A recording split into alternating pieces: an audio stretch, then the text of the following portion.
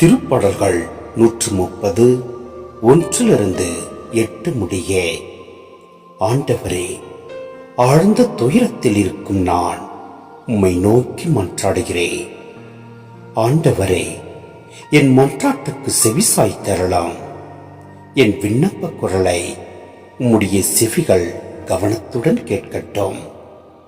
ஆண்டவரே, நீர் என் குற்றங்களை மனதில் கொண்டிருந்தால் யார்தான் நிலைத்து நிற்க முடியும்?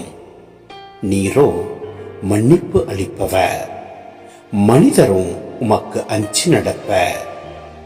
ஆண்டவருக்காக ஆவலுடன் நான் காத்திருக்கின்றேன். என் நெஞ்சம் காத்திருக்கின்றது. அவரது சொற்களுக்காக ஆவலுடன் காத்திருக்கின்றேன்.